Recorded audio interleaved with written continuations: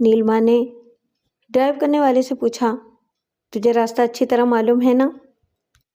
वो बोला, मैं यहाँ पिछले 6 बरस से जासूसी कर रहा हूँ। यहाँ से कराची तक पेचीदा रास्तों को याद रखता हूँ। हाईवे छोड़ने की वजह से लाहौर पहुँचने में देर होगी, फिर भी हम रात 3 बजे तक पहुँच जाएंगे। मोबाइल फ़ोन का बजर सुनाई दिया। भवानी शंकर ने इसका बटन दबाकर कहा, हेलो बीएस बोल रहा हूँ। दूसरी तरफ से आवाज़ आई, हेलो बीएस, यहाँ की इंटेलिजेंस वाले बड़ी तेज़ी दिखा रहे हैं। तुम दोनों को हाईवे पर और ट्रेनों में तलाश किया जा रहा है। रंजीत से कहो रास्ते बदल बदल कर इधर आए। मशरकी सरहदों को सील कर दिया गया है। फिर तो हमें लाहौर की तरफ नहीं जाना चाहिए। हम इधर से बॉर्डर क्रॉस नहीं करेंगे। किसी तरह कराची पहुंच जाओ तो खोखरा पार से राजस्थान पहुंचना आसान हो जाएगा, लेकिन वहां तक हाईवे से गुजरना खतरनाक है। खतरा तो मोल लेना होगा। जल्दी फैसला करो, हमारे लिए कौन सा रास्ता मुनासिब रहेगा। यहाँ हम सब इसी मसले को हल कर रहे हैं। पुलिस और इंटेलिजेंस के 2 आला अफसरान से सौदेबाजी हो रही है। वो राज़ी हो गए तो समझो फिर तुम्हारे रास्ते में कोई रुकावट नहीं रहेगी। मैं थोड़ी देर बाद राब्ता करता हूँ। राब्ता ख़त्म हो गया। इसने रंजीत को बताया कि फ़ोन पर क्या कहा गया है। रंजीत गाड़ी को रोक कर सोचने लगा, फिर बोला, अगर इंटेलिजेंस और आर्मी वाले तुम्हें तलाश कर रहे हैं तो मुझे रास्ता बदलना होगा, क्योंकि आगे 10 किलोमीटर के बाद एक आर्मी कैंप है, वहाँ हमें ज़रूर रोका जाएगा। नीलिमा ने कहा, अबे तो फिर सोचना क्या है और पूछना क्या है, रास्ता बदल कर चल। वो कुछ देर के लिए रुक गए थे। वो रास्ता बदलने के लिए गाड़ी स्टार्ट करना चाहता था, फिर रुक गया। विंड स्क्रीन के पार देखते हुए बोला, शंकर होशियार, एक जीप आ रही है, पुलिस वाले हो सकते हैं। सामने से हेडलाइट्स की रोशनियां करीब आ रही थीं। करीब आने पर पता चला कि वो पुलिस वालों की जीप थी। एक इंस्पेक्टर 3 सिपाहियों के साथ बैठा हुआ था। जीप कुछ फासले पर रुक गई। इंस्पेक्टर ने गाड़ी से उतरते हुए हुक्म दिया, कौन हो तुम लोग, बाहर आओ। वो तीनों अपनी अपनी तरफ के दरवाजे खोलकर बाहर आए। इंस्पेक्टर ने इन्हें सर से पांव तक देखा और फिर पूछा, कहाँ से आ रहे हो और कहाँ जा रहे हो। रंजीत ने कहा, जेलम से आ रहे हैं और मुल्तान जा रहे हैं। मुल्तान का रास्ता तो वो है और तुम्हारी गाड़ी का रुख इधर है। ये रास्ता तो वजीराबाद को जानता है। हम यहाँ रुककर यही सोच रहे थे कि मुल्तान के लिए किस रास्ते पर जाना चाहिए। आपने गाइड किया है, शुक्रिया।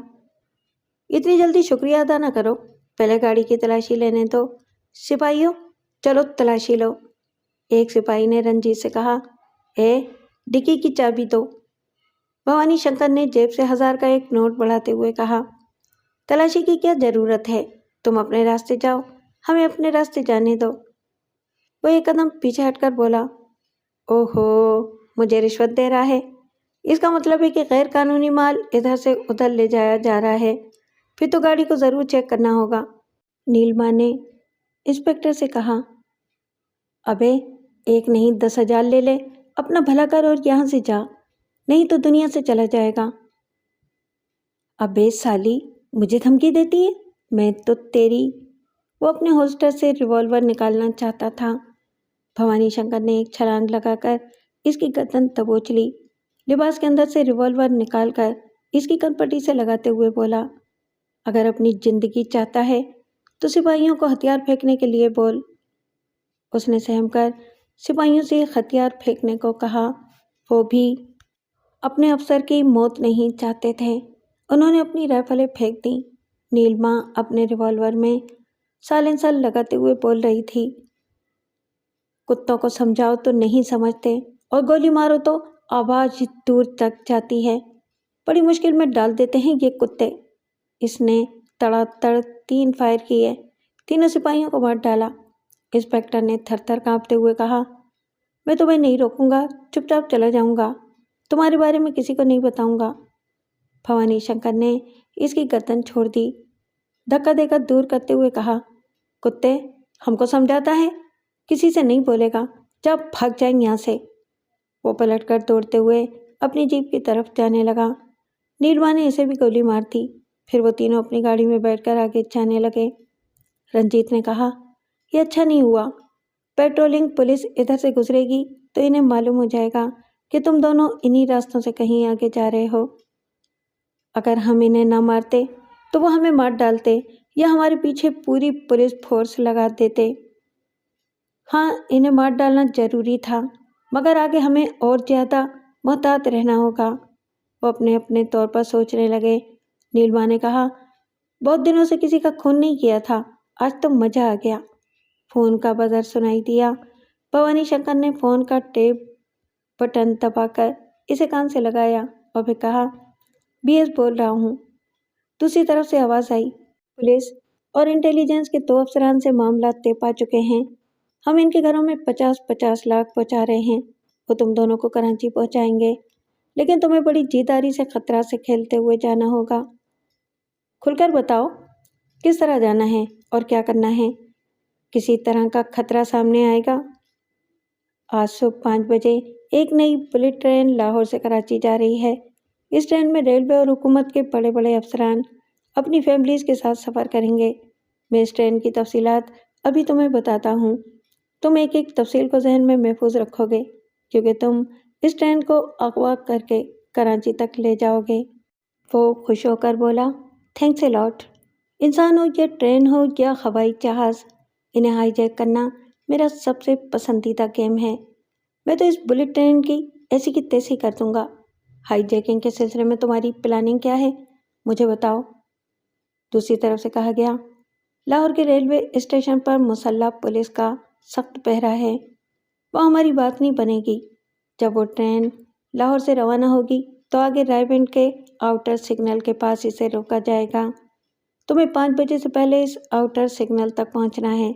رنجیت سے کہو راستہ بدل کر رائے بینٹ کی طرف جائے۔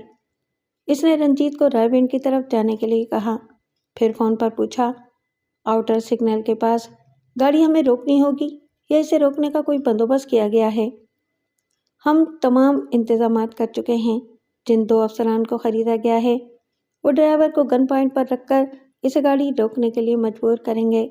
آؤٹر سگنل کے پاس تمہارا رائٹ ہینڈ بھیما اپنے 10 مسلح آدمیوں کے ساتھ موجود رہے گا۔ گاڑی رکتے ہی تم سب سوار ہو کر تمام مسافروں کو اور مسلح سپاہیوں کو اپنے قابو میں کرو گے، اور کس طرح قابو میں کرو گے یہ تم سے زیادہ کوئی نہیں جانتا۔ پھر وہ ٹرین کے بارے میں بتانے لگا کہ اس میں کتنی بوگیاں ہیں، کتنے مسلح سپاہی اور انٹیلیجنس والے ہیں، کنٹرول روم کہاں ہیں اور مسلح افراد کس بوگی میں ہیں۔ بھوانی شنکر بڑی توجہ سے سن رہا تھا اور بلٹ ٹرین کے ایک سرے سے دوسرے سرے تک کی ایک ایک تفصیل کو ذہن نشین کر رہا تھا۔ پہلے سپاہی ہوش میں آئے تھے، پھر انہوں نے انسپکٹر کے منہ پر پانی چھڑک کر اسے جھنجھوڑا۔ اس نے آنکھیں کھول کر دیکھا۔ اسے یاد آیا کہ وہ قتل و ڈکیتی کے سلسلے میں مجرموں کو پکڑنے آیا تھا۔ وہاں 2 قتل ہو چکے ہیں۔ وہ ان مقتولین کی بیٹی کی عزت سے کھیلنا چاہتا تھا۔ اسد نے اسے مار مار کر بے ہوش کر دیا تھا۔ وہ اپنے ہولسٹر سے ریوالور نکال کر فرش پر سے اٹھتے ہوئے للکارنے لگا، کہاں ہے وہ قاتل بدماش؟ میں اسے زندہ نہیں چھوڑوں گا۔ جاؤ اسے پکڑ کر لاؤ۔ جناب، وہ بھاگ گیا ہے۔ آپ تمام تھانوں میں خبر کریں، ابھی وہ اسی شہر میں ہوگا۔ بدی میں رہ کر پہلی بار اس نے مار کھائی تھی۔ بڑی شدت سے بے عزتی کا احساس تھا۔ وہ اسد کو گالیاں دے رہا تھا اور قسمیں کھا رہا تھا کہ اسے قتل اور ڈکیت ثابت کر کے پھانسی کے تختے پر پہنچائے گا۔ اس نے واش روم میں آ کر آئینہ دیکھا۔ اس کی ناک سے اور بچھوں سے لہو نکل کر جم گیا تھا۔ وردی پر ایک آدھ جگہ لہو کے دھبے تھے۔ اس نے اپنے منہ کو دھویا، وردی سے خون صاف کیے، پھر مکان سے باہر نکل آیا۔ محلے والے اب تک دور دور کھڑے اور بیٹھے ہوئے تھے۔ انہیں تجسس تھا کہ پولیس والے مکان سے باہر کیوں نہیں آ رہے ہیں اور فری ایک نوجوان کے ساتھ پولیس کی جیپ میں کیوں گئی ہے۔ انسپکٹر نے باہر نکل کر دھاڑتے ہوئے پوچھا، میری جیپ کہاں ہے؟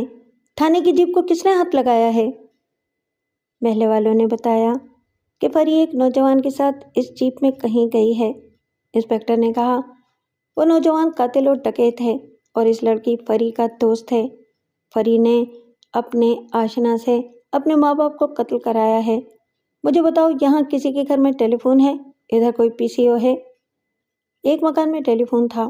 اس نے وہاں آ کر اپنے بڑے افسر سے رابطہ کیا اور پھر کہا، سر، ایک نوجوان نے مضافاتی کالونی میں 2 قتل اور لاکھوں روپے چوری کیے ہیں اور ایک جوان لڑکی کو لے کر بھاگ گیا ہے۔ آپ پورے شہر کی ناکہ بندی کرا دیں، وہ بہت خطرناک ہے۔ اس نے مجھ جیسے وردی میں رہنے والے آن ڈیوٹی پولیس افسر پر ہاتھ اٹھایا ہے۔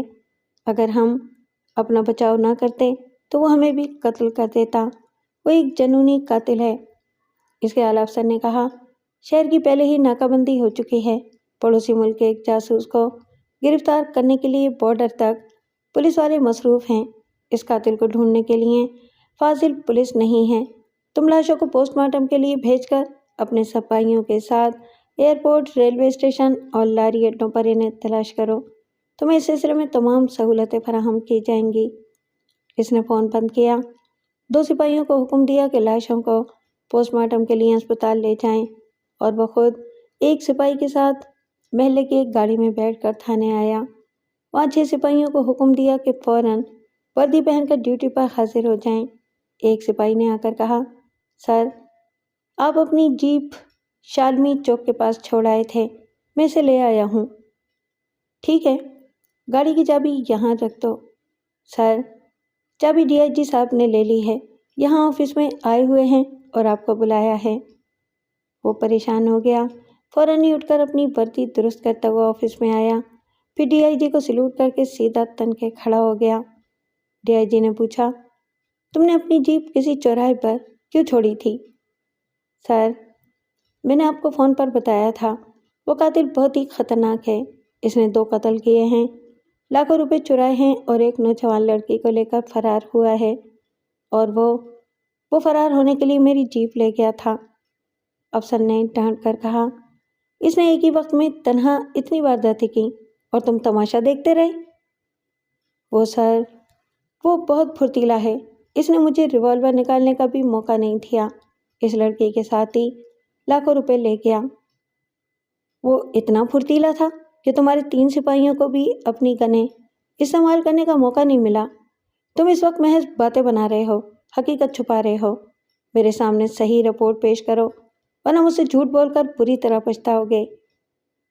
سر، میں سچ کہہ رہا ہوں، آپ میرے سپاہیوں سے پوچھ لیں، اس قاتل کے پاس ایک گن تھی، وہ ہمیں۔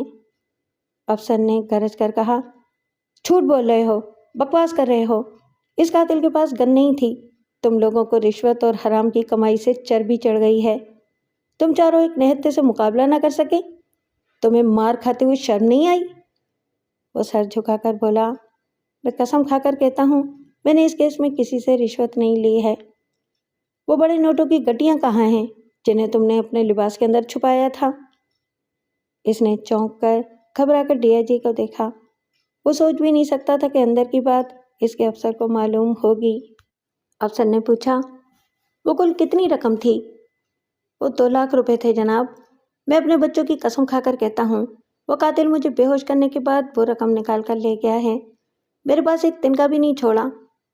ڈی آئی جی نے اسے گھورتے ہوئے کہا، مجرم پولیس کو دیکھتے ہی فرار ہو جاتے ہیں، وہ بھی لڑکی کے ساتھ فرار ہو سکتا تھا، لیکن اس نے پولیس والوں کا انتظار کیا تھا۔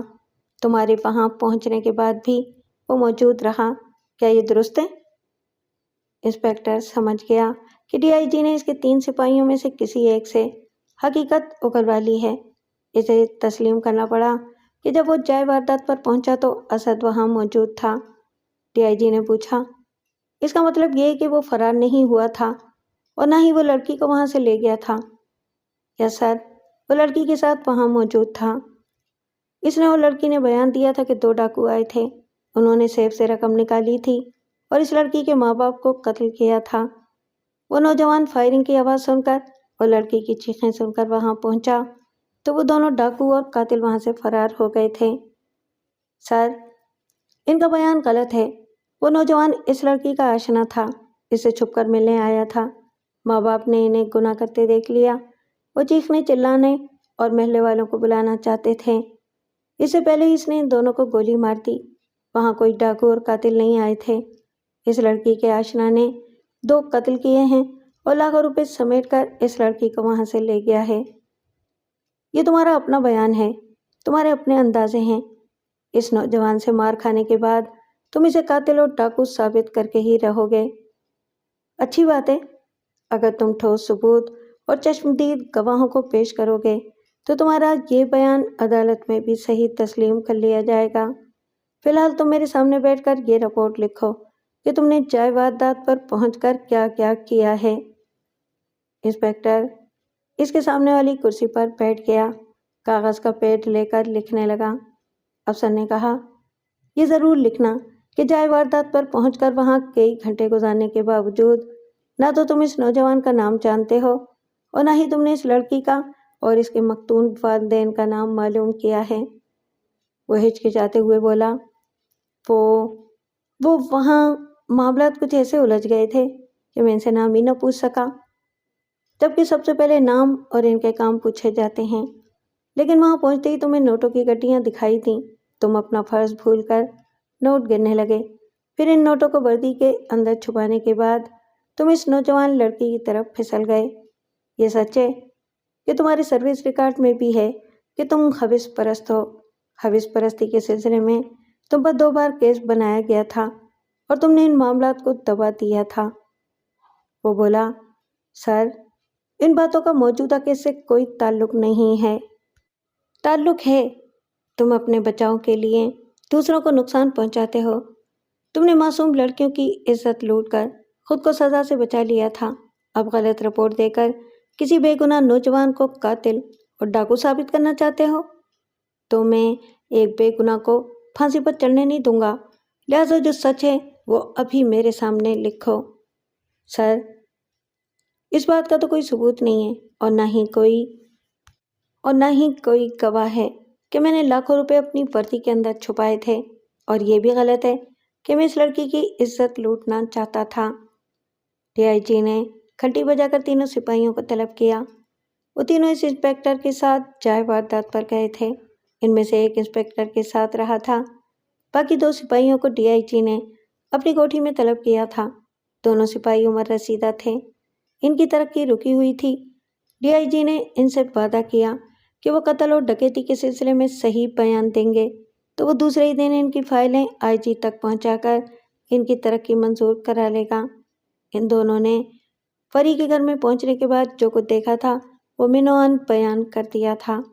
جب وہ تینوں سپاہی ڈی آئی جی اور اس انسپکٹر کے سامنے حاضر ہوئے تو ڈی آئی جی نے تیسرے سپاہی سے کہا، تم انسپکٹر راؤ فرمان علی کے ساتھ رہے ہو۔ میں تمہارا بیان نہ لے سکا، لیکن ان 2 سپاہیوں نے جو تحریری بیان مجھے دیا ہے اسے یہاں بیٹھ کر پڑھو اور مجھے بتاؤ یہ درست ہے یا نہیں۔ اگر درست ہے تو تم بھی یہی لکھ کر دو۔ اس نے 2 کاغذات اس سپاہی کی طرف بڑھائے، وہ انہیں لے کر ایک طرف بیٹھ کر پڑھنے لگا۔ ڈی آئی جی نے انسپکٹر سے کہا، تم ابھی کہہ رہے تھے کہ تمہارے خلاف نہ کوئی ثبوت ہے نہ کوئی گواہ ہے۔ یہ 2 سپاہی تمہارے ساتھ ڈیوٹی پر تھے، انہوں نے تمہارے خلاف بیان دیا ہے، تم اپنے ہی سپاہیوں کے بیانات کو جھٹلا نہیں سکو گے۔ راؤ فرمان علی، بہتر یہی ہے کہ تم بھی وہی رپورٹ لکھو جو سچ ہے۔ وہ بولا، سر، میں وہی رپورٹ لکھوں گا جو میری نظروں میں سچ ہے۔ مجھے پتا ہے آپ بہت عرصے سے میرے خلاف تحقیقات کرتے آ رہے ہیں اور آج ان 2 سپاہیوں کو میرے خلاف بہکا کر مجھے پھانسنا چاہتے ہیں۔ آپ کی مرضی ہے، آپ جو چاہیں وہ کریں، میں اپنے طور پر رپورٹ لکھ رہا ہوں۔ آپ اعلیٰ افسران کے سامنے میری اس رپورٹ کو چیلنج کریں، میں یہ ثابت کر دوں گا کہ میں ایک سچا، دیانتدار اور فرض شناس پولیس افسر ہوں۔ تم بے وقوف ہو، اس لڑکی کو اور اس نوجوان کو میرے ماتحت تلاش کر رہے ہیں۔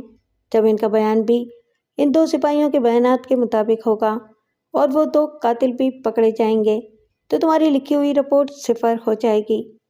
تیسرے سپاہی نے اپنی جگہ سے اٹھ کر وہ کاغذات ڈی آئی جی کے سامنے رکھتے ہوئے کہا، سر، میں آپ کا تابع دار ہوں۔ ہم پولیس والے بہت بدنام ہیں، ہمیں کبھی تو کوئی اچھا کام کرنا چاہیے، اس لیے میں بھی ان 2 سپاہیوں کی طرح سچ لکھوں گا۔ انسپکٹر راؤ فرمان علی پریشانی اور ناگواری سے ان تینوں سپاہیوں کو دیکھنے لگا۔ بشیر احمد کچن کے ہر حصے میں جا کر کھانے پینے کے انتظامات دیکھ رہا تھا۔ وہ بڑبڑا رہا تھا کہ مرغی کا گوشت سپلائی کرنے والے نے صرف 30 کلو گوشت پہنچایا ہے، باقی 30 کلو گوشت لانے والا تھا۔ ٹرین کی روانگی میں صرف 40 منٹ رہ گئے ہیں، پتہ نہیں وہ کہاں مر گیا ہے۔ اسے مال تو پہنچا دینا چاہیے تھا۔ صاحب لوگوں کے کھانے پینے میں کمی ہوگی تو ریلوے کے حاکم میرے سر پر ایک بال بھی نہیں رہنے دیں گے۔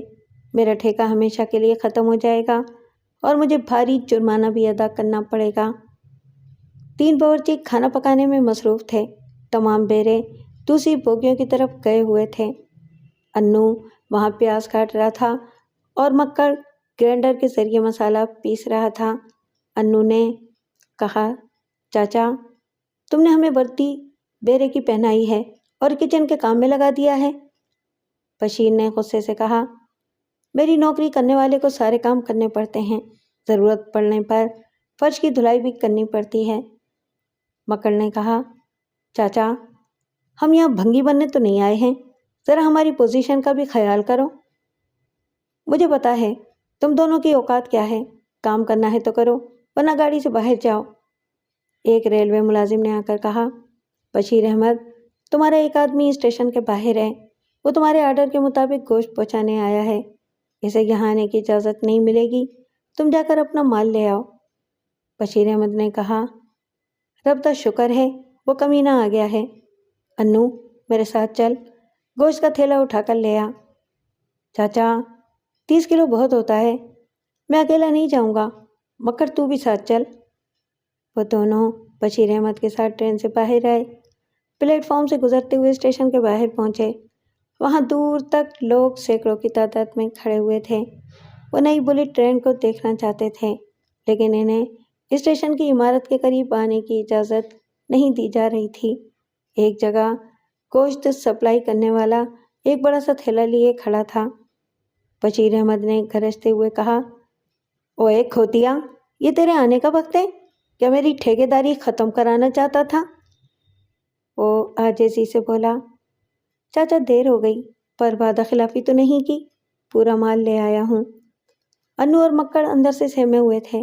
یہ اندیشہ تھا کہ پولیس والے انہیں پکڑ کر لے جا سکتے ہیں۔ وہ ٹرین سے باہر نہیں آنا چاہتے تھے لیکن بشیر چاچا غصے میں تھا۔ وہ اس کے حکم سے انکار کرتے تو وہ انہیں ٹرین سے باہر نکال دیتا۔ وہ مجبوراً وہاں آئے تھے اور سہمے ہوئے سے لوگوں کی بھیڑ دیکھ رہے تھے۔ پھر انو ایک دم سے چونک گیا۔ اسے لوگوں کی بھیڑ میں پری اور اسد دکھائی دے رہے تھے۔ اس نے مکڑ کا بازو پکڑ کر اپنی طرف کھینچتے ہوئے سرگوشی میں کہا، ادھر دیکھ، ادھر دیکھ، سالہ اسد یہاں تک چلا آیا ہے، اس کے ساتھ وہی لڑکی ہے، وہ ضرور ہمیں ڈھونڈ رہا ہے، اگر اس نے دیکھ لیا تو ہمارا یہاں سے بھاگنا مشکل ہو جائے گا۔ بشیر احمد نے ڈانٹ کر کہا، ابے کیا خسر پسر کر رہے ہو، تھیلا اٹھاؤ اور چلو۔ مکڑ نے اس بھاری تھیلے کو اٹھا کر کندھے پر اس طرح رکھا کہ اس کا منہ چھپ جائے، اسد اسے دیکھ نہ سکے۔ انو مکڑ کی آڑ لے کر چلنے لگا۔ وہ دونوں دوڑنے کے انداز میں تیزی سے چل رہے تھے۔ بشیر احمد نے ان کے پیچھے ہانپتے ہوئے کہا، اوے ڈکیتو، تمہارے اندر اتنی پھرتی کہاں سے آ گئی ہے؟ کیا پولیس پیچھے پڑ گئی ہے؟ انہوں نے جواب نہیں دیا۔ ٹرین کے اندر پہنچ کر ہی دم لیا۔ انہیں کسی حد تک اطمینان ہوا کہ وہ اسد کی نظروں میں نہیں آئے ہیں۔ انو نے کہا، کیا مصیبت ہے؟ ہمیں پولیس سے زیادہ اسد خوف زدہ کر رہا ہے۔ مکڑ نے کہا، فکر نہ کر، وہ باہر ہی رہ جائے گا، اس کا باپ بھی اس ٹرین میں نہیں آ سکے گا۔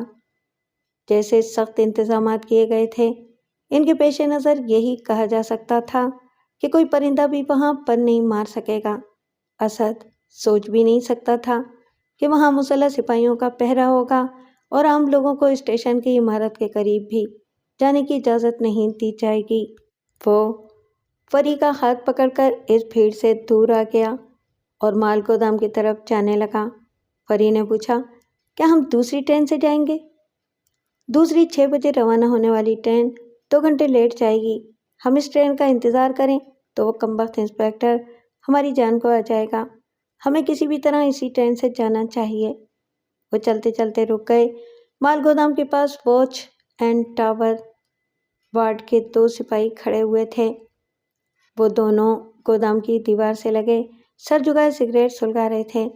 تیز ہوا کے باعث ماچس کی تیلی بجھ رہی تھی۔ وہ دوسری تیسری تیلیاں چلا رہے تھے۔ وہ پری کے ساتھ جھکتے ہوئے آگے نکل گیا۔ پری نے پوچھا، ہم کہاں جا رہے ہیں؟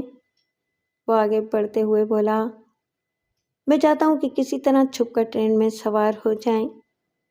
ہم ٹرین کے اندر پکڑے جائیں گے، وہاں بڑے بڑے افسران اور سیکورٹی گارڈز ہوں گے۔ اسد نے کہا، وہاں درجنوں افسران اور ان کی بیگمات وغیرہ ہوں گے۔ ہمارا لباس اور حلیہ ایسا ہے کہ ہم ان کے جیسے لگیں گے۔ ٹرین کے ایک سرے سے دوسرے سرے تک یہ ضروری نہیں ہے کہ سب ایک دوسرے کو پہچانتے ہوں، ہمیں بھی کوئی نہیں پہچانے گا۔ وہاں کوئی ٹکٹ چیکر نہیں ہوگا۔ تم چلو آگے، جو ہوگا دیکھا جائے گا۔ وہ دونوں لمبا چکر کاٹ کر ریلوے لائنوں پر وہاں پہنچے، جہاں ایک انجن شٹنگ کرتا ہوا مال گاڑی کی مختلف ویگنوں کو ایک لائن سے دوسرے ریلوے لائن پر پہنچا رہا تھا۔ وہاں سے تقریباً 100 گز کے فاصلے پر بلٹ ٹرین کی آخری بوگی دکھائی دے رہی تھی۔ وہ دونوں مال گاڑی کے پیچھے چھپتے ہوئے، کبھی جھکتے ہوئے، کبھی اٹھتے ہوئے تیزی سے ٹرین کی طرف بڑھتے رہے، پھر اس بلٹ ٹرین کی آخری بوگی کے نیچے آ کر بیٹھ گئے۔ پری بری طرح ہانپ رہی تھی۔ اسد نے ہمدردی سے اسے دیکھا، پھر پلیٹ فارم کی طرف دیکھنے لگا۔ 2 پورٹر ایک بڑے سے ٹھیلے پر سے سامان اٹھا کر ٹرین کے لگیج گیراج میں رکھ رہے تھے۔ تمام سامان اندر رکھنے کے بعد وہ خالی ٹھیلے کو دھکیلتے ہوئے مزید سامان لانے کے لیے کارگو ہولڈ کی طرف جانے لگے۔ اسد نے ٹرین کے نیچے سے نکلتے ہوئے فری سے کہا، فوراً آؤ، پلیٹ فارم پر چڑھ جاؤ۔ لگیج بوگی کی طرف کوئی نہیں آ رہا تھا۔ اس نے فری کو سہارا دے کر پلیٹ فارم تک تو پہنچایا، پھر خود آیا۔ چند قدم کے فاصلے پر بوگی کا دروازہ کھلا ہوا تھا۔ وہ دونوں دوڑتے ہوئے آئے۔ اسد نے دونوں ہاتھوں سے فری کی کمر کو تھام کر اٹھایا۔ وہ اچھل کر بوگی کے اندر پہنچ گئی۔ دوسرے ہی لمحے اسد بھی اندر پہنچ گیا۔ اندر دھیمی دھیمی روشنی تھی۔ پوری بوگی میں 3 بلب روشن تھے۔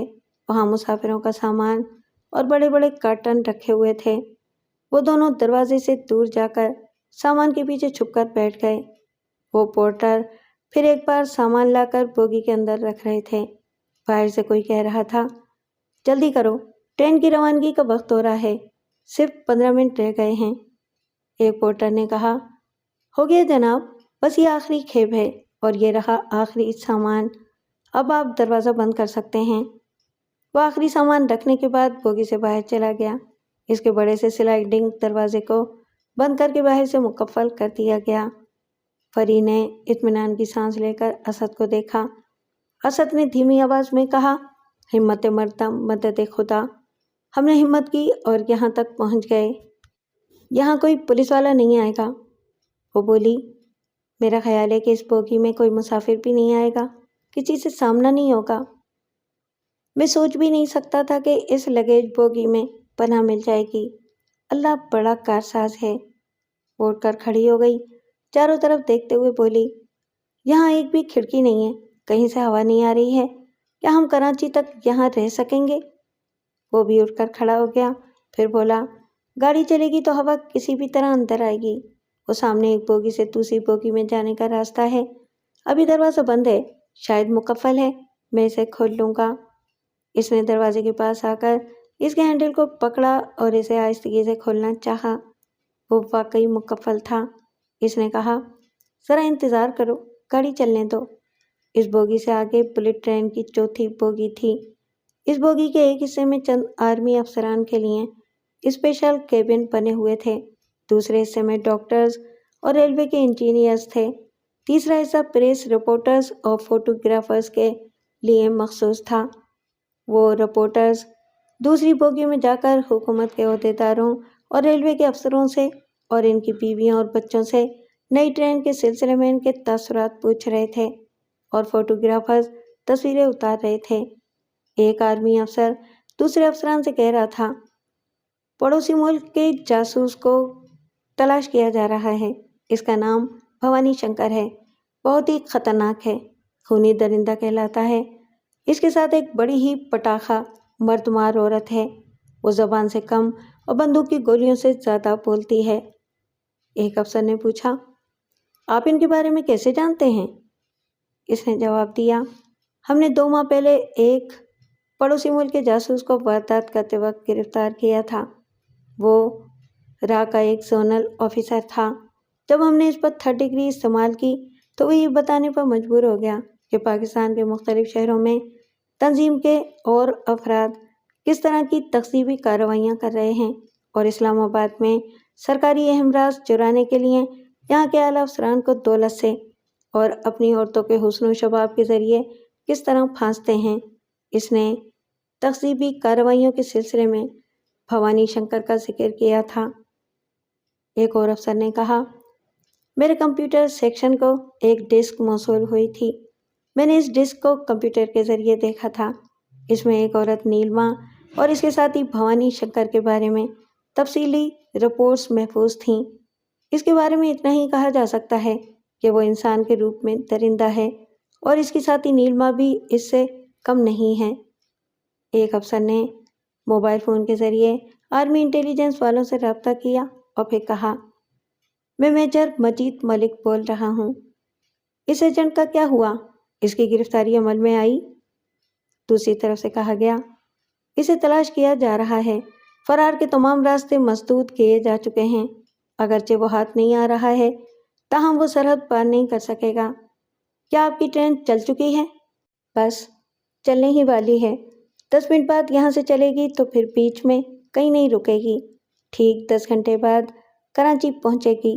اوکے، میں پھر کسی وقت بات کروں گا۔ اس نے فون بند کیا۔ مکڑ نے آ کر ادب سے پوچھا، سر آپ چائے لیں گے یا ٹھنڈا؟ صبح ہو رہی ہے، چائے کے ساتھ ناشتہ بھی لے آؤ۔ یہ بوگی سب سے پیچھے ہے، اس لیے دیر سے نہ آیا کرو۔ بہت اچھا صاحب، میں ابھی ناشتہ اور چائے لے آؤں گا۔ ویسے ایک بات پوچھوں صاحب، آپ کے اس بریف کیس میں کتنی رقم ہے؟ میجر مجید ملک نے چونک کر پوچھا۔ تو یہاں کا بیرا ہے کہ ڈاکو؟ وہ میں ڈاکو نہیں ہوں، مگر میں نے اسٹیشن کے باہر ایک بہت بڑے ڈاکو کو دیکھا ہے۔ وہ بہت خطرناک ہے۔ اس ٹرین کے اندر آ کر یہ بریف کیس چھین کر لے جا سکتا ہے۔ اس ٹرین میں ایک چوٹی بھی نہیں آ سکتی۔ اول تو اس کا سایہ بھی نہیں آ سکے گا، اور اگر آئے گا تو ہم آرمی والے ہیں، ہمارا سامنا کرتے ہی اس کے ہوش اڑ جائیں گے۔ تم جاؤ اور اپنا کام کرو۔ وہ وہاں سے پلٹ کر آگے بڑھتا ہوا بوگی کے اس دروازے تک آیا جس کے پاس لگیج بوگی تھی۔ ٹھیک ہے، اس وقت اسد بھی اس بوگی کے دروازے کے پاس کھڑا ہوا تھا۔ دونوں بوگیوں کے بفر ایک دوسرے سے لگے ہوئے تھے اور ان دو دروازوں کے درمیان ایک چھوٹا سا پلیٹ فارم تھا۔ اسی پلیٹ فارم پر پاؤں رکھ کر ایک بوگی سے دوسری بوگی میں پہنچا جا سکتا تھا۔ ابھی دونوں دروازے بند تھے۔ مکڑ اس دروازے سے پلٹ کر چوتھی بوگی سے گزرتا ہوا تیسری بوگی میں آ گیا۔ وہاں حکومت کے اعلیٰ عہدیدار، ان کی بیوی اور بچے تھے۔ وہ ایک دوسرے سے ہنس بول رہے تھے اور بات بات پر کہل لگا رہے تھے۔ ان کی جوان لڑکیاں ادھر سے ادھر آ جا رہی تھیں جیسے کیٹ واک کر رہی ہوں۔ جوان لڑکے ان کی طرف ملتفت ہو رہے تھے، معنی خیز فکریں چست کر رہے تھے۔ 5 بجنے ہی والے تھے۔ 1 منٹ پہلے ہی اس ٹرین کے دروازے لاک کر دیے گئے۔ ٹرین کے کنٹرول ٹاور سے لاہور، ملتان، روڑی، نواب شاہ، حیدرآباد اور کراچی کے کنٹرول روم سے بیک وقت رابطہ کیا جا رہا تھا۔ لاہور کے کنٹرول روم نے سگنل کی اجازت دے دی۔ گھنٹی بجائی گئی اور اس کے ساتھ ہی پورے پلیٹ فارم اور اسٹیشن کے باہر قومی ترانہ گونجنے لگا۔ ٹرین کے آگے پیچھے دائیں بائیں ہر طرف سے پھولوں کی پتیاں نچھاور کی جا رہی تھیں۔ گارڈ کنٹرول روم میں تھا۔ اس نے انجن کے اسپیکر سے ڈرائیور کو اسٹارٹ لینے کے لیے کہا۔ ٹرین چل پڑی۔ ٹرین کے اندر اور باہر لوگ خوشیوں سے تالیاں بجا رہے تھے۔ پلیٹ فارم پر کھڑے ہوئے لوگ الوداعی انداز میں ہاتھ ہلا رہے تھے۔ نئی ٹرین میں سفر کرنے والے بہت خوش تھے۔ جب تک مسرتیں ملتی رہتی ہیں، غم اور صدمات بھولے سے بھی یاد نہیں آتے۔ یہ خیال بھی نہیں آتا کہ اتفاقاً کوئی بلا نازل ہو سکتی ہے۔ وہ محشر خرام ٹرین اپنی غیر معمولی رفتار کے باعث 10 گھنٹے میں کراچی پہنچنے والی تھی۔ کوئی نہیں جانتا تھا کہ وہ حشر کی چال چلنے والی آگے جا کر کس طرح حشر برپا کرنے والی ہے۔ انٹیلیجنس کا ایک جونیئر افسر وارث شاہ اندر سے بہت گھبرایا ہوا تھا۔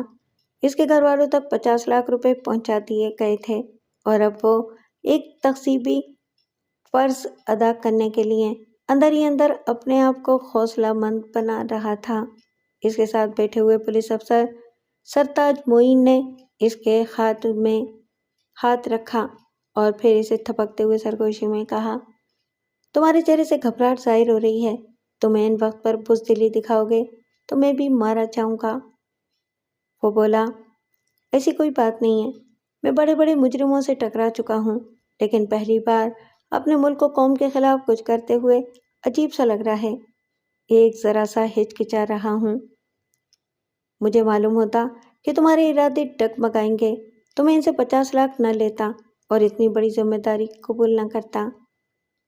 پلیز مجھے بزدل نہ سمجھو، میرے ارادے مضبوط ہیں، ہم نے جو لائن آف ایکشن بنائی ہے میں اسی کے مطابق عمل کروں گا۔ خدا کرے ایسا ہی ہو، ورنہ ہم بے موت مارے جائیں گے۔ ایسے وقت خدا کو یاد نہ کرو، ہم کوئی نیک کام کرنے تو نہیں جا رہے، ہم اپنے لیے اور اپنے بیوی بچوں کی بہتری کے لیے ایسا کر رہے ہیں۔ ہم زندگی بھر محنت کرتے رہیں گے تب بھی 50 لاکھ روپے نہیں کما سکیں گے۔ یہ نیک کام ہو یا نہ ہو، ہمارے بیوی بچوں کے لیے نیکی ہے، ہمیں اپنے انجام کی پرواہ نہیں کرنی چاہیے۔ وہ دونوں اپنی جگہ سے اٹھ کر بوگی کے اس حصے میں دور تک دیکھنے لگے۔ مسلح سپاہی اپنی سیٹوں پر بیٹھے ایک دوسرے سے باتیں کر رہے تھے۔ وہ دونوں آگے بڑھتے ہوئے کنٹرول روم میں پہنچے۔ وہاں کے عملے میں 2 لڑکیاں اور 4 مرد تھے۔ ایک لڑکی کمپیوٹر آپریٹ کر رہی تھی، دوسری ٹیلی فون ایکسچینج میں تھی، ٹرین کے تمام مسافروں سے رابطے میں رہتی تھی۔ ہیڈ کنٹرولر اور اس کے 3 ماتحت کانوں سے ایئر فون لگائے مختلف اسٹیشنوں کے کنٹرول رومز کے افسران سے باتیں کر رہے تھے۔ لاہور، ملتان، ٹوڈی، نواب شاہ، حیدرآباد اور کراچی کے کنٹرول رومز کی دیواروں پر بڑی بڑی اسکرینیں تھیں، ان پر لاہور سے کراچی تک ریل ٹریک بنے ہوئے تھے۔ ایک چھوٹا سا نقطہ جل بجھ رہا تھا، وہ نقطہ لاہور سے جلتا بجھتا آہستہ آہستہ ریل ٹریک پر آگے بڑھتا جا رہا تھا۔ یہ بتا رہا تھا کہ وہ نئی ٹرین لاہور سے چل پڑی ہے اور اپنی اگلی منزلوں کی طرف رواں تواں ہے۔ ٹرین کے چلتے ہی اسد دروازے پر آ گیا تھا، اپنے بیگ سے 2 قسم کے تار نکال رہا تھا۔ پری نے پوچھا، کیا واقعی تم اس دروازے کو کھول سکو گے؟ وہ کوشش کرتے ہوئے بولا، میرا یہی ہنر مجھے تمہارے گھر تک لے گیا تھا، میں نے اب تک مشکل سے مشکل تالوں کو 1 منٹ کے اندر کھول لیا ہے۔ یہ کہہ کر وہ ان تاروں کو اپنی جیبوں میں رکھتا ہوا پری کی طرف پلٹ گیا۔ اس نے پوچھا، کیا ہوا، نہیں کھلا؟ اس نے مسکرا کر دروازہ کھول دیا۔ ٹھنڈی ہوائیں تیزی سے آنے لگیں۔ وہ خوش ہو کر گہری گہری سانس لیتے ہوئے بولی، تم با کمال ہو۔ حبس کے مارے دم الجھ رہا تھا، اب تو جیسے جنت کی ہوا آ رہی ہے۔ وہ دونوں وہیں دروازے کے پاس بیٹھ گئے، سامنے اگلی بوگی کا دروازہ مقفل تھا۔ وہ بولی، کوئی بھی اس دروازے کو اچانک کھول کر آ سکتا ہے، پھر کیا ہوگا؟ اسد نے کہا، آنے والے اس دروازے کو پہلے چابی سے کھولیں گے، اس کے کھلنے سے پہلے ہی ہم یہ دروازہ بند کر دیں گے، پھر ان کارٹنوں کے پیچھے جا کر چھپ جائیں گے۔ یاد رکھو، تم ادھر دائیں طرف چھپنے جاؤ گی اور میں بائیں طرف چلا جاؤں گا۔ میرا خیال ہے کہ کراچی پہنچنے تک کسی کو سامان کی ضرورت نہیں پڑے گی۔ میں دعا مانگ رہی ہوں کوئی ادھر نہ آئے۔ ہاں، کسی کو آنا تو نہیں چاہیے، لیکن اتفاقاً کچھ بھی ہو سکتا ہے، کوئی بھی کسی بھی ضرورت سے آ سکتا ہے۔ بے شک یہ نہیں بھولنا چاہیے کہ توقع کے خلاف کچھ بھی ہو سکتا ہے، ہمیں محتاط رہنا چاہیے۔ اس نے پری کو سوچتی ہوئی نظروں سے دیکھا، پھر پوچھا، تم ریوالور استعمال کر سکتی ہو؟ نہیں، میں نے اسے کبھی ہاتھ بھی نہیں لگایا ہے۔ اس نے ریوالور نکال کر کہا، دیکھو اسے اس طرح دونوں ہاتھوں سے پکڑو، شہادت کی انگلی اس ٹریگر پر رکھو، یہ سیفٹی کیچ ہے، جب تک اسے نہیں ہٹاؤ گی ٹریگر نہیں دبے گا۔ اسے ہٹانے کے بعد نشانہ لو، یہ اچھی طرح یاد رکھو کہ ٹریگر دباتے وقت ہاتھ نہ ہلے، ہاتھ ذرا سا بھی ہلے گا تو گولی نشانے پر نہیں لگے گی، ادھر ادھر نکل جائے گی۔ لو اسے پکڑو۔ وہ ریوالور کو ہاتھ میں لے کر بولی، یہ بہت آواز کرتا ہے، میں اسے کیسے چلاؤں گی؟ کیا مجھے سیکھنا چاہیے؟ ضرور سیکھنا چاہیے۔ کیا تم اس کی آواز سے ڈرتی ہو؟ اسے اس طرح پکڑو۔ وہ اسے سکھانے لگا کہ کس طرح پکڑنا چاہیے۔ اس کے دونوں نرم و نازک ہاتھ اس کے سخت کھردرے ہاتھوں کی گرفت میں تھے۔ اسد کی سوچ بھی ایک نئی سمت کروٹ لے رہی تھی اور فری کی بھی۔ وہ بڑی خاموشی سے ایک دوسرے کے دل پر دستک دے رہے تھے۔ نیلما اور بھوانی 4 بجے ہی رائے ونڈ کے آؤٹر سگنل کے پاس پہنچ گئے تھے۔ 15 منٹ کے بعد ہی اس کا دستے راز بھیما 10 مسلح ساتھیوں کے ساتھ ایک وین میں وہاں پہنچ گیا تھا۔ ان سب نے بھوانی شنکر کے آگے سر جھکا کر ہاتھ جوڑے۔ بھیما نے اس کے قدموں میں جھک کر آشیرواد لیتے ہوئے کہا، جے بھوانی۔ بھوانی شنکر نے کہا، جے بھوانی۔ ہتھیار دکھا، کیسے ہیں؟ فرسٹ کلاس، بالکل نئے چکا چک ہیں۔ اے دروازہ کھول، ہتھیار دکھا۔ دوسرے ساتھی نے وین کا پچھلا دروازہ کھولا۔ شنکر وہاں جا کر جدید ڈیزائن کے ریوالور، رائفل، شاٹ گن اور ہینڈ گرنیڈ وغیرہ کو اٹھا کر دیکھنے اور ان کے استعمال کے طریقوں کو سمجھنے لگا۔ بھیما نے کہا، شنکر دادا، یہ ہمارے غیر ملکی دوست ہیں، ان سے ملو۔ یہ مسٹر لیونارڈ ہیں۔ لیونارڈ نے مسافے کے لیے ہاتھ بڑھایا۔ شنکر نے ہاتھ نہیں ملایا، غصے سے پوچھا، میرے معاملے میں اس کا کیا کام ہے؟ ہمارے ٹی آئی جی نے بتایا ہے کہ تم جو ڈسک لے جا رہے ہو اس کی ایک کاپی اسے دی جائے گی۔ یہ غیر ملکی سرکار بھی پاکستان کا یہ ٹاپ سیکریٹ معلوم کرنا چاہتی ہے۔ ہم اپنے ملک پہنچ کر اس کی ایک کاپی اس کے سفیر کو بھی دے سکتے ہیں۔ میں اپنے مشن میں کسی بدیسی کو برداشت نہیں کرتا۔ یہ تو اچھی طرح جانتا ہے، پھر اسے یہاں کیوں لایا ہے؟ بھیما نے ہاتھ جوڑ کر کہا، دادا، میں ڈی آئی جی کا حکم نہیں ٹال سکتا تھا، تم ان سے بات کر لو۔ میں ایک ہی بات جانتا ہوں، میرے مشن میں میرے بھروسے کے آدمی رہتے ہیں۔ You Leonard, you should go back right now. I don't like your company. You better get lost. Leonard نے غصے سے کہا، یہ بات کرنے کا کیا طریقہ ہے؟ میں یہ انسلٹ برداشت نہیں کروں گا۔ وہ سرد لہجے میں نیلما سے بولا، نیلما، سائلنسر۔ وہ اپنے ریوالور میں سائلنسر لگانے لگی۔ لیونارڈ نے اس کے ارادے کو بھانپتے ہی اپنی گن سیدھی کی۔ بھیما کا ایک الٹا ہاتھ اس کے منہ پر پڑا۔ اسے ایسا لگا جیسے لوہے کی سلاخ آ کر لگی ہو۔ اس کے حلق سے کرہا نکل گئی، آنکھوں کے سامنے اندھیرا چھا گیا۔ بھیما نے اس کے ہاتھ سے گن چھین کر دور پھینکتے ہوئے کہا، دادا، اسے گولی نہ مارو، مجھے اپنا شوق پورا کرنے دو۔ نیلما اس کا نشانہ لے رہی تھی۔ بھوانی شنکر نے ہاتھ اٹھا کر اسے روک دیا۔ بھیما نے لیونارڈو کو دبوچ لیا۔ وہ خود کو چھڑانے کی کوشش کرنے لگا، لیکن اس کی گرفت فولادی تھی۔ وہ جیسے آہنی شکنجے میں پھنس گیا تھا۔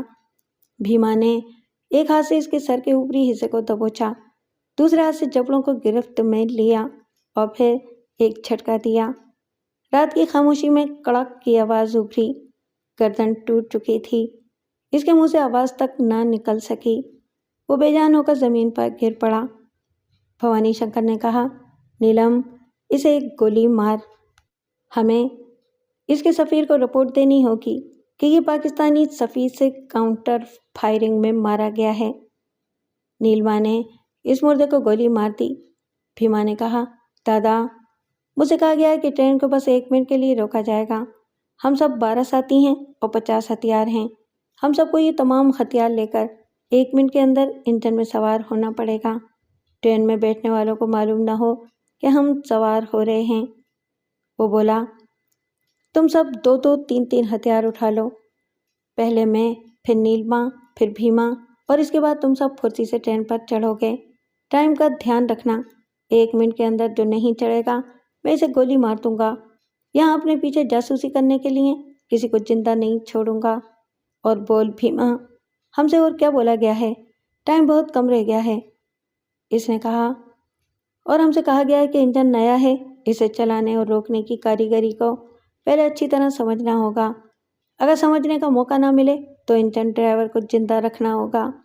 اور آگے تم سے زیادہ کوئی نہیں جانتا کہ پوری ٹرین کے مسافروں کو کس طرح قابو میں رکھنا ہے۔ وہ سب چھوٹے ہتھیار اپنے لباسوں کے اندر رکھنے لگے اور بڑے ہتھیار شانوں سے لٹکائے اور ہاتھوں میں لے لیے۔ ٹھیک 5:01 پر موبائل فون کا بزر سنائی دیا۔ بھوانی شنکر نے فون کا بٹن دبا کر کان سے لگایا۔ ہیلو، پی ایس بول رہا ہوں۔ دوسری طرف سے کہا گیا، ट्रेन लाहौर स्टेशन से रवाना हो चुकी है, अलर्ट हो जाओ। वो बहुत तेज़ रफ्तार है, 15 मिनट में रायविंड पहुंचेगी, ठीक आउटर सिग्नल के पास इसे रोका जाएगा। ओके, हम बिल्कुल तैयार हैं, ट्रेन पर चढ़ने के बाद तुमसे बात करेंगे। इसने फ़ोन बंद करके तमाम साथियों को देखते हुए कहा, कम ऑन, सिग्नल की तरफ चलो। वो सब इसके और नीलिमा के पीछे चलने लगे। रेल की पटरी के पास आकर भीमा के साथ 5 साथी पटरी के उधर चले गए ताकि इंजन के दोनों तरफ से फौरन सवार हो सकें। इंटेलिजेंस का जूनियर अफसर वारिशा और पुलिस अफसर सरताज मोइन कंट्रोल रूम में थे। वहाँ मालूम हो रहा था कि ट्रेन कौन कौन से स्टेशन से गुजरती जा रही है। जैसे ही मालूम हुआ कि रायविंड पहुँचने वाली है, वो दोनों तेज़ी से चलते हुए इंजन की तरफ खुलने वाले दरवाजे के पास आए। इसे चाबी से खोला और फिर दरमियानी प्लेटफॉर्म पर आकर इंजन के दरवाजे को दूसरी चाबी से खोला। दोनों दरवाज़ों को बंद करके इंजन में आए। ड्राइवर और इसके एक मातहत ने इन्हें सलाम किया। उन्होंने अपनी अपनी गन निकाल कर इन्हें निशाने पर रखते हुए कहा, हमसे कोई बहस ना करना, जो कहा जाए वो करो। आगे आउटर सिग्नल आ रहा है, वहाँ गाड़ी रोक दो, सिर्फ 1 मिनट के लिए। ड्राइवर ने परेशान होकर कहा, सर, ये नॉन स्टॉप ट्रेन है, कराची से पहले कहीं रोकने की इजाज़त नहीं है और आप इसे यहाँ रोकने को कह रहे हैं। सरताज मोइन ने इसके मुंह में रिवॉल्वर की नाल को ठूसते हुए कहा, कोई बकवास ना करो, सामने देखो। आउटर सिग्नल नज़र आते ही गाड़ी को रोको, वरना हम तुम्हें गोली मारकर खुद गाड़ी रोक सकते हैं। इसने मजबूर होकर मातहत को देखा और फिर पलटकर सामने दूर तक देखने लगा। वो चाहता था कि किसी तरह आला अफसरान को मालूम हो जाए कि इंजन को जबरन रुकवाया जा रहा था। वो फ़ोन के ज़रिए कंट्रोल रूम से रब्ता नहीं कर सकता था। एक ही तरीका समझ में आया कि ट्रेन को अचानक एक झटके से रोके, फिर ट्रेन के मुसाफिरों को झटके लगेंगे तो सभी तशवीश में मुब्तला हो जाएंगे। बहुत दूर आउटर सिग्नल दिखाई दे रहा था। वारिस ने ड्राइवर से कहा, अगर तुमने देर की तो मैं तुम्हारे इस असिस्टेंट को पहले मारूंगा, इसके बाद तुम्हारी बारी आएगी। ड्राइवर ने कहा, इसे न मारो, मैं ठीक सिग्नल के पास रोकने वाला हूँ, ज़रा सब्र करो। उसने यही किया। सिग्नल के करीब पहुँचते ही इंजन की इमरजेंसी ब्रेक लगाई। गाड़ी झटके खाकर रुक गई। उन्होंने दोनों तरफ के दरवाज़ों को खोला। भवानी शंकर, नीलिमा और 4 साथी एक दरवाजे से आए। दूसरे दरवाजे से भीमा अपने 5 साथियों के साथ अंदर दाखिल हुआ। दोनों दरवाज़ों को बंद कर दिया गया। वो ट्रेन फिर चल पड़ी। वो यूं अचानक रुकी थी कि औरतों और बच्चों की चीखें निकल गईं। जो खड़े हुए थे वो सामने कहीं जाकर टकरा गए या फर्श पर गिर पड़े, और जो बैठे हुए थे वो अपने सामने वाली सीटों से टकराकर फर्श पर आ गए। ऊपर रखे हुए छोटे बड़े बैग और ब्रीफ केस वगैरह इन पर गिरने लगे। औरतों और बच्चों की चीखों से लग रहा था कि कयामत आ गई है। फरी और असद आमने सामने बैठे हुए थे। झटका लगते ही फरी पीछे की तरफ उलट गई। असद इस पर आ गिरा। इमरजेंसी ब्रेक ने इन्हें ज़ेरो ज़बर कर दिया था। लाहौर से कराची तक तमाम कंट्रोल रूम्स में खलबली मच गई थी कि वो नॉन स्टॉप ट्रेन कैसे स्टॉप हो गई। तमाम कंट्रोल रूम्स की स्क्रीन पर वो जलता बुझता हुआ नुक्ता रायविंड के करीब रुक गया था। सभी ट्रेन के कंट्रोल रूम से पूछ रहे थे कि गाड़ी क्यों रुक गई है। हर तरफ से वजाहत तलब की जा रही थी। इसे कंट्रोल रूम पर जैसे हर तरफ से हमले किए जा रहे थे। हेड कंट्रोलर कह रहा था कि अभी इंजन ड्राइवर से रब्ता हुआ है। वो कह रहा है कि कोई मामूली सा फॉल्ट पैदा हुआ था, वो दूर हो गया है। ट्रेन फिर चल पड़ी है, परेशानी की कोई बात नहीं है। रेलवे के आला अफसर ने कहा, ट्रेन में हमारे इंजीनियर भी हैं, इनसे कहो इंजन को चेक करते रहें। रेलवे का एक इंजीनियर अपनी बोगी से कंट्रोल रूम में आया। इसने कहा, मैं अभी जाकर मालूम करता हूँ, ड्राइवर से मेरी बात कराओ, इसे इंजन का दरवाज़ा खोलने को कहो। हेड कंट्रोलर ने इंजन ड्राइवर से रब्ता करना चाहा। पता चला कि फ़ोन बंद है। इसने कहा, मालूम होता है कि अब वहाँ के फ़ोन में ख़राबी पैदा हो गई है, जबकि ऐसा होना नहीं चाहिए था। मैं फिर कोशिश करता हूँ। इसने कोशिश की मगर नाकाम रहा। इंजीनियर ने कहा, मैं वहाँ जाकर देखता हूँ। वो वहाँ से चलता हुआ एक बोगी से दूसरी बोगी में جانے والے دروازے تک آیا۔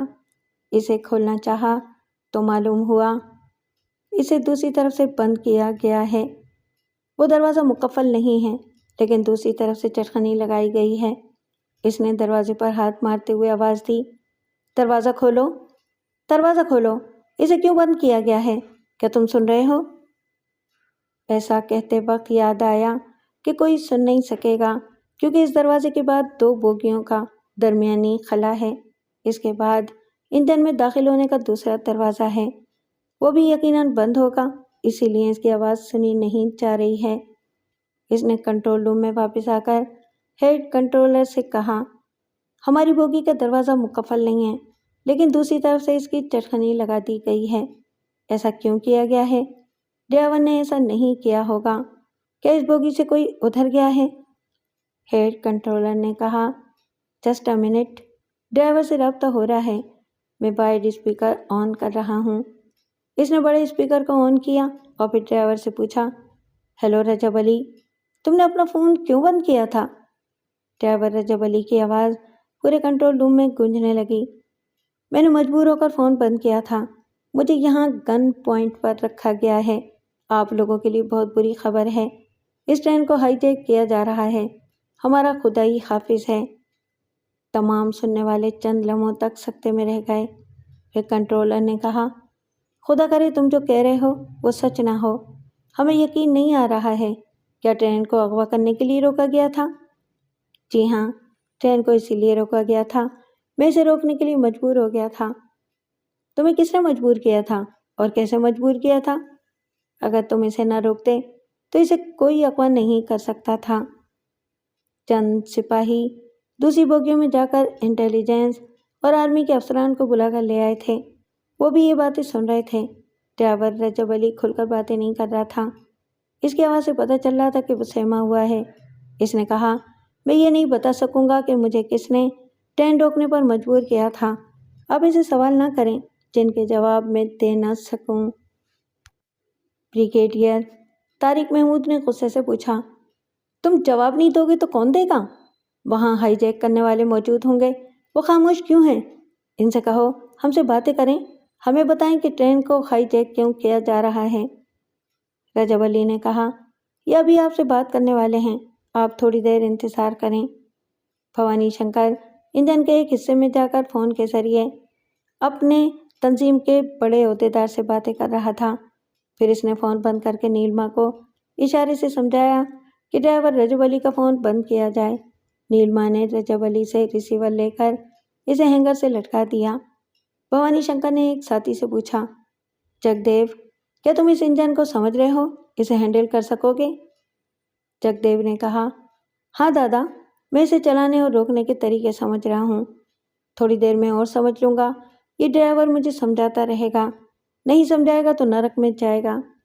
نیلما نے رجب علی سے کہا، سنا تم نے، یہاں ہمارے 3 گن مین رہیں گے، تم یہ ریسیور نہیں اٹھاؤ گے، کسی سے بات نہیں کرو گے، جگدیو کو انجن کے تمام کل پرزے سمجھاتے رہو گے، انکار کرو گے تو تم کو مار کے باہر پھینک دیں گے۔ پولیس افسر سرتاج معین نے کہا، یہ رجب علی کسی سے کہہ سکتا ہے کہ ہم نے ٹرین رکوائی تھی؟ یہاں نہ صحیح کراچی پہنچ کر ہمارے خلاف بیان دے سکتا ہے، یہ زندہ رہے گا تو ہم مارے جائیں گے، میری بات مانو، اسے ختم کر دو۔ بھوانی شنکر نے کہا، ڈرائیور کا زندہ رہنا ہمارے لیے ضروری ہے، انجن میں کوئی خرابی پیدا ہو گئی تو یہی اسے دور کرے گا، اب تم بتاؤ کہ ہمارے لیے ڈرائیور ضروری ہے یا تم دونوں؟ انٹیلیجنس کے افسر وارث شاہ نے کہا، ہم بہت ضروری ہیں، ہم نے تمہارے لیے بہت بڑا کام کیا ہے، ہم نہ ہوتے تو یہ ٹرین کبھی نہ رکتی، ہم آگے چل کر بھی تمہارے بہت کام آئیں گے، تمہارا جو کام تھا وہ کر چکے، آگے تمہارا کوئی کام نہیں، ہم تمہارے بھروسے پر اس ٹرین کو نہیں لے جا رہے ہیں۔